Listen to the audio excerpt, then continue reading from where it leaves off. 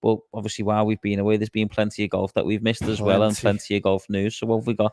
Golf news. All sorts, just about the Saudi Golf League, really, and what they're sort of up to. Yeah, the Live Golf Invitational. Oh, sorry. Well, what is it? Is that what it is like? Well, because even like I listened to when we spoke about Greg Norman being on the what's that word? Subpar. They keep calling it the SGL. Yeah. And he's like, no, it's the Live Golf Invitational. So obviously we always spoke about that word being the pivotal word in getting the players to inviting be released. them over to get a release from the PGA Tour. Yeah, but I don't know, it's being on Sky Sports and everything as SGL. Well, that's it. That's what it was first being plugged at, wasn't it? He's just obviously trying to rebrand it now that it's like it's about Live Golf, the actual company, Live Golf Investments. It's their tour, their series, whatever you want to call it. That was another thing. He said it's not a tour. It's not a tour. Yeah. You just got to be careful what you say around them. It's like, but news that come out yesterday, that Trump National in Miami is to host the final event. That was the only event that they hadn't announced. They hadn't announced the first event, so the full schedule's there now. And interestingly, it's going to be a 4-day match play team championship with a 50 million purse. Wow. And it's going to be the last because obviously everything else is a shotgun 54 hole. And then if they decided how they're going to do keep the teams, because remember they said you could keep people and they could leave and all that. I think they're just going to have to see how it goes and see who. Bit of a big amount of money for just see how it goes, isn't it? It's just hands are tied, aren't they? I mean, if they don't know who's going to be playing week in, week out, how can they determine exactly what's like what's if some happen? of the members of the team like get releases, they say the PGA Tour lets them go for the last 3, aren't they, in the contract or whatever? Yeah. And then they do it.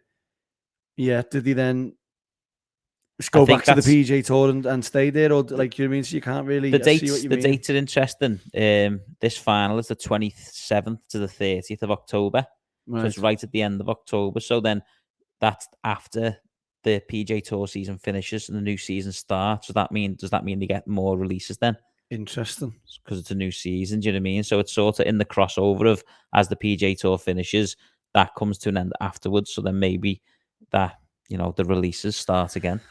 So they could potentially get 4 or 5 releases if they play it right. 3. It's very clever, that, isn't it? Very clever the way they've done it. But talking about obviously what's come out in that news, we've obviously heard the press release, haven't we? That 15 of the top 100 players in the world have committed to play. So we've done a bit of a segment on it, haven't we? It all started with Bobby Big Balls, didn't it? Robert Garrigus asking for he was the first player to ask to go to the PGA Tour and ask for the release. You did say, didn't you, that there needs to be someone, not obviously Phil Mickelson was sort of made out to be the scapegoat, but somebody actually needs to see what happens. Release a statement to say, I have asked for me release, and now it's like the domino effect. Now that's happened, you're hearing more and more people now. So we've put a little. We don't know each other's list, do we? But what we're going to do now is, do you want me to go first? Should we go one for one? So we've got a list of we've got a list of 15 names out of the top 100 who we believe will are the ones that are going to be going over to play Centurion.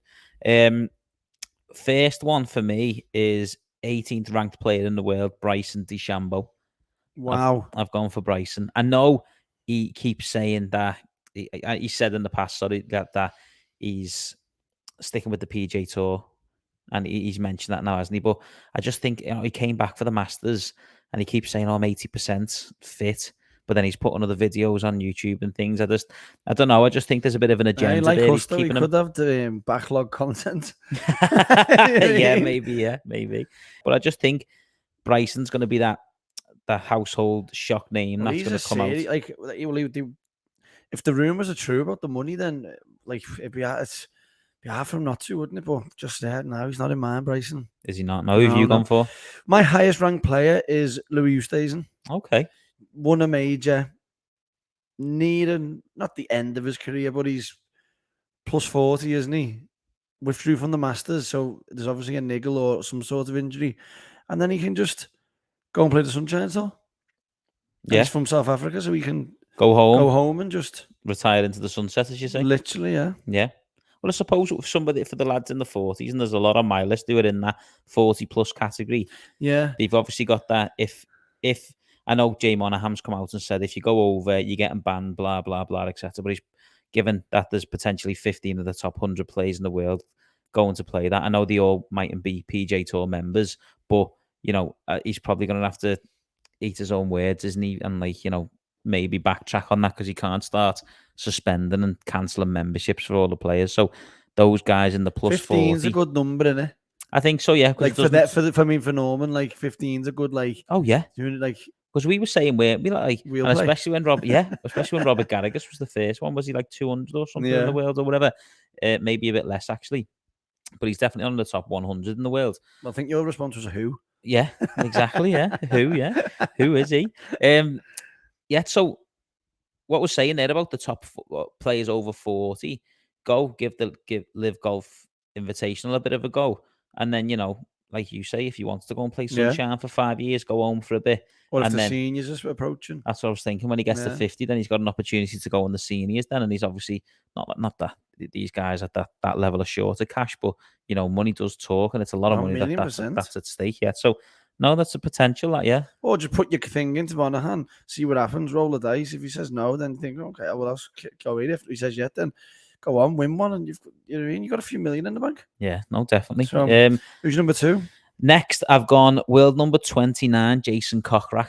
Ah, right. But I think this is he's made it clear, hasn't he, that he wants to retire in a few years, and I don't think he's kept it any secret that he does show an interest in it. So I think he'll be one of the players who'll be put on his requesting. I've got Kokrak as well for the exact reasons that he said he wants to retire early. He doesn't want to be playing golf like his whole life.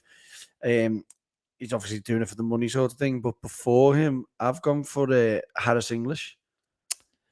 So the reasons are he's in his when he won, he spoke about job security. Yeah. And then he got a year exemption for winning, or you get 2 years exemption. 2, yeah. He's halfway through wasting one of them. Yeah, because of the injury. He's made an injury, but he's got injured himself. Yeah. If you're lying there, if you go into a state of thinking, oh my God, like what if this goes on for a year? What if I haven't got my exemption? Blah blah. And I just believe that he's gonna make the jump. Yeah. No, do you know what? We haven't seen him for a while. I know Justin Parsons put and it's good timing really. Justin Parsons put a picture up of Harris English, I think, on the range, or saying he's coming back or something. So he's definitely on his way back to the tour, but it'd be interesting to see. Okay, next one for me is somebody who's not very popular on the tour. He's a major winner. He's ranked 33rd in the world. I know you're going to say. The man who you watched win the green jacket. Patrick Reed. I hope he goes and no one has to go through what I went through. Patrick Reed, yeah. Again, another one who's just been quiet. Form hasn't been the best. I wouldn't say he's at the end of his career. He's a top class player. He's obviously won last year, didn't he, on the tour, and he wins a lot. So he's definitely got the ability to still compete on a PGA Tour. And he's a little snake as well, and he's defo off. Actually, I haven't got him in mind, but he's defo off. That's what I just think. He's an opportunity like that. I think obviously this first one, it's risky for a lot of players, but I think the more and more players that, especially from the PGA Tour, that request it, the less risk it is, because the less chance you've got of I see what you anything happening. Well, I've gone for me list as thinking there is potentials for next year, but I'm thinking about people who can get out and get ahead of it and win and get out. Yeah. You know what I mean? Yeah. A mad one for me, what I just spotted there, Thomas Pieters. Okay. Obviously he was quality 2016, 17. Yeah. Hasn't really featured as a major since 2017. I think it was the Open. He finished 4th. Yeah. And then he's had one win in the last of the 3 seasons. The Rolex event, it wasn't at the beginning of the year. Yeah. Which was the weather played a massive part. Yeah. And then his net worth is 3-point-something million. So he's got a chance there to sneak in, double his net worth in one foul swoop and get out. No, it makes sense. That makes sense. Next one I've gone for world number 37, Adam Scott.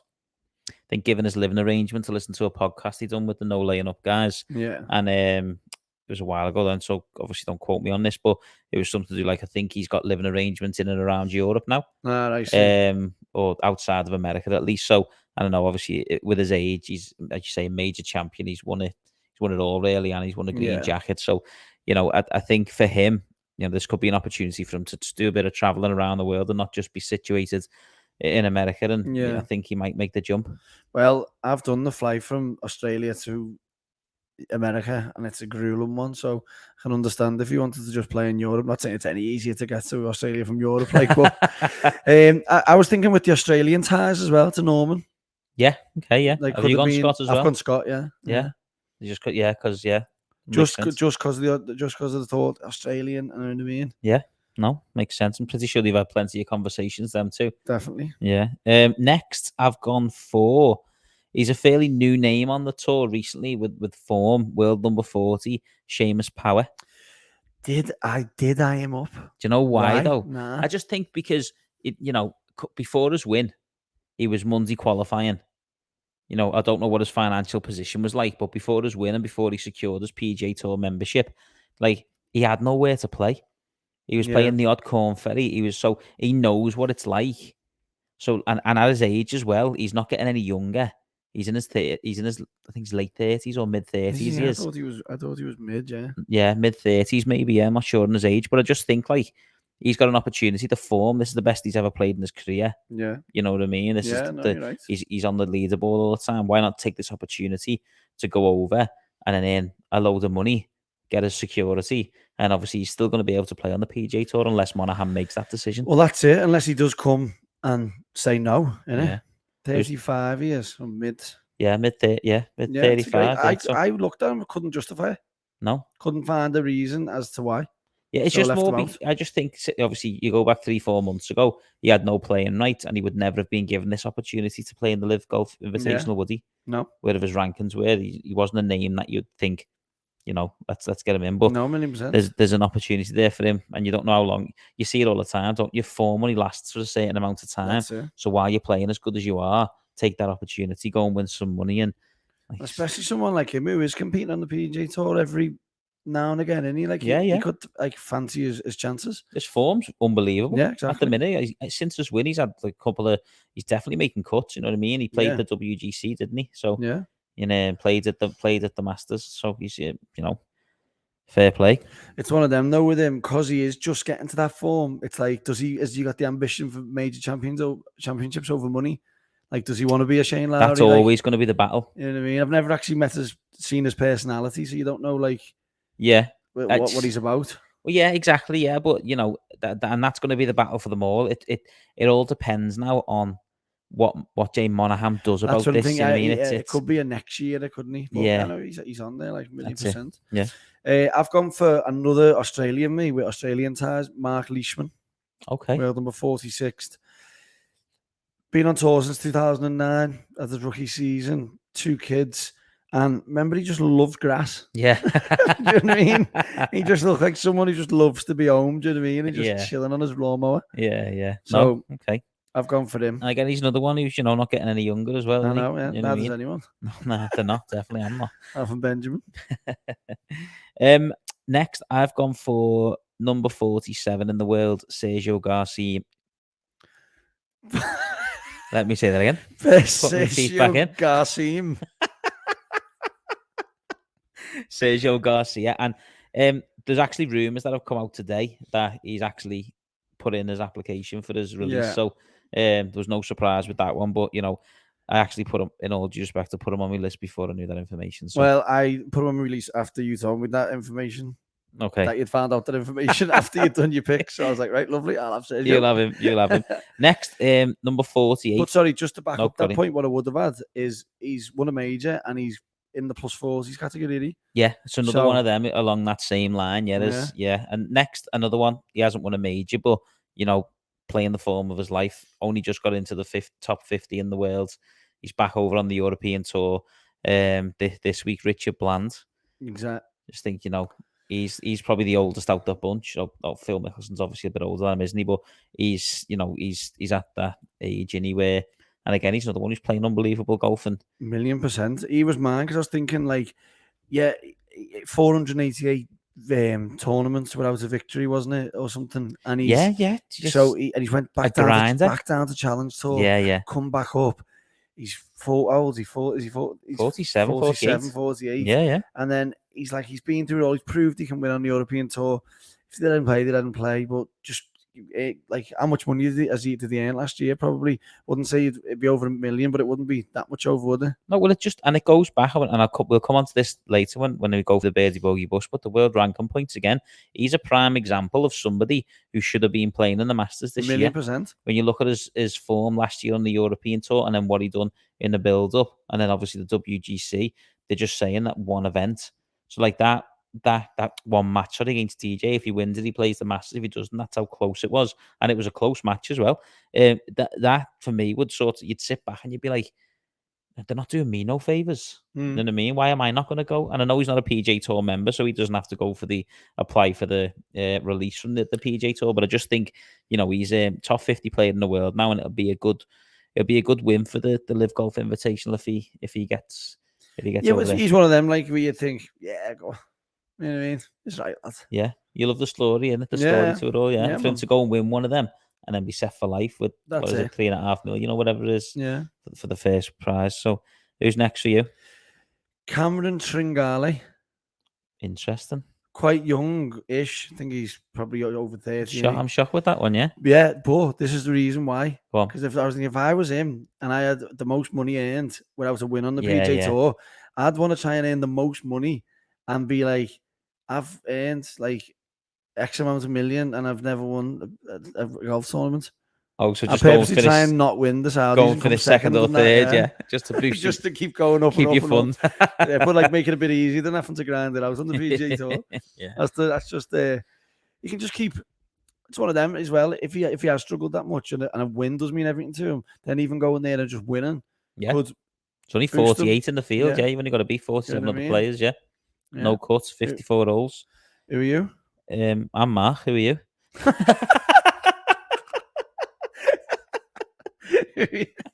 Okay, I caught me off guard there.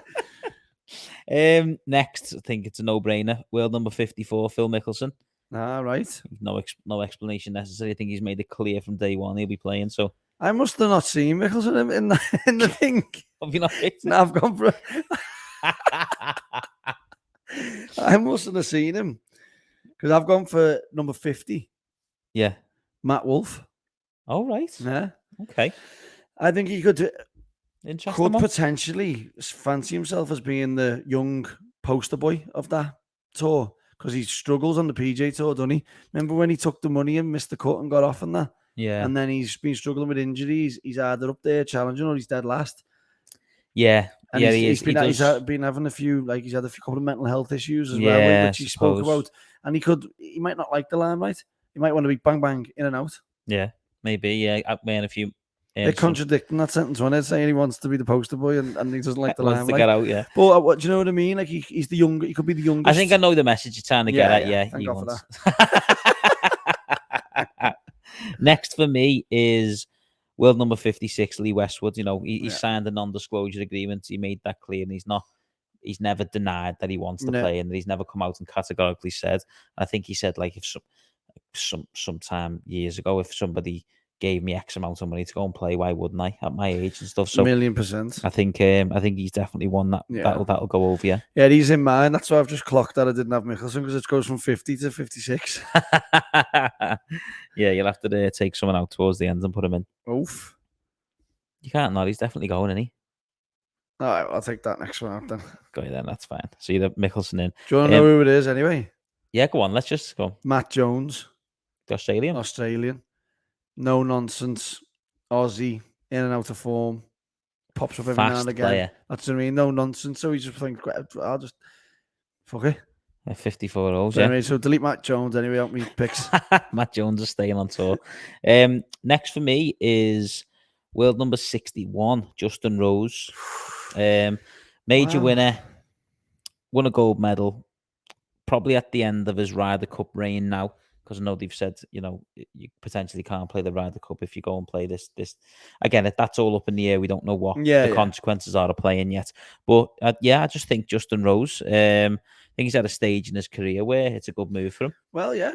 Like you see him starting them other things like the Rose Ladies series and doing like other bits. And you do think that him and his wife have got a few charities and stuff, haven't they? Yeah? Age is not as sad, really, is it? Like if he, but again, money's not really an issue to him, so it's a mad one. It is, yeah. I just think if there's enough players going over there and they're doing it for the right reasons, then why not throw me form in and see what happens. See what comes of it.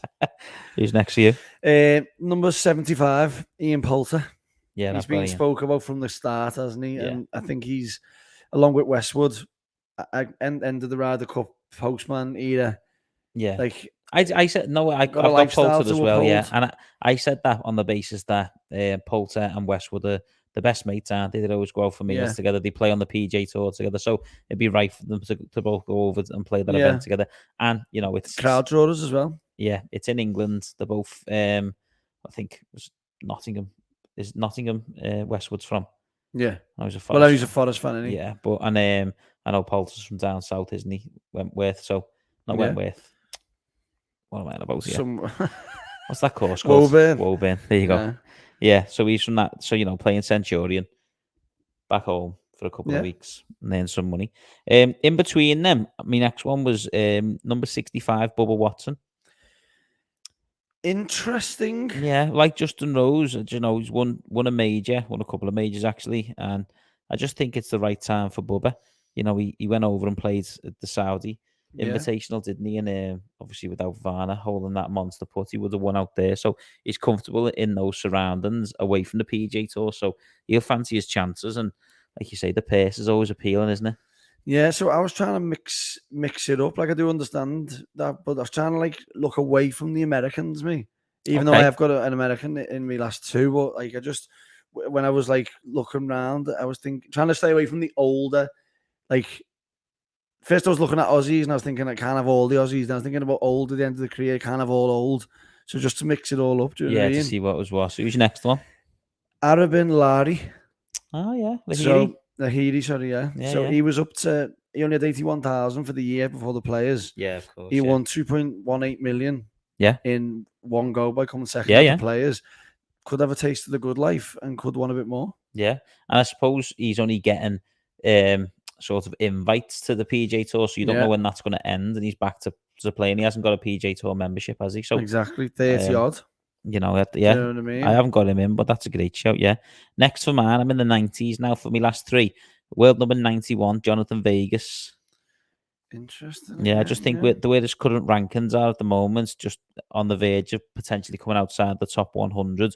What are his playing opportunities going to be like in the big money events? No, definitely, it's probably at and form is in and out again, isn't it? Yeah, I haven't seen much of him really over the past number of months. So I can't remember the last time he even won. So I just think he might go over. No, 1,000,000% could. Mm-hmm. I've only got one left because you made me take one out. And it's world number 98, Kevin Streelman. Streelman, yeah. Look, doing a good job of staying away from the Americans, aren't you? That's what I mean. That's where but I struggle with Streelman because I was looking at a couple of others around there and I thought everyone else seemed to be on the way up. And he was the only one after Lahiri who was on the way, not down, but 43. Bit of time before the series tour. Okay. You know what I mean? No, that make it. So obviously my last two, both South Africans. Yeah. One of them is probably the shock. I don't know if he's going to do it, but I think he's probably in a position now where he's won a number of times on the European tour, come over to the PJ Tour, won. He's only early 20s, got a Higo. It could be a shock. One. Yeah, I know, because he's still only in his early 20s and his career's just getting started. But I just think at that age, you've got an opportunity to go over, earn big money and, potentially win the event. So then you're winning on another, not a tour exactly, but you're winning another tournament in another environment. I think he's too good and too hungry and too he's had I wasn't sure. Yeah, I wasn't meteoric rise. I'm not completely sold on it, but I just think this is just a list of people that we think have put the request form in it. Yeah, well, no, this is the list of the 15 at the top. They say the 15 of the top 100 players in the world are playing or have committed to playing. So not just how can they commit to playing if the PGA Tour says no? Well, they've committed to saying, right, if the PGA Tour members, then they've said we're going to put our release in. If they're not PGA Tour members, then they've done whatever they need now it's do. over to Monahan, because not every player not every player in the top 100 in the world are all PGA Tour members. I know, yeah. So So and then last I've gone for Daniel Van Tonder, number 99 in the world.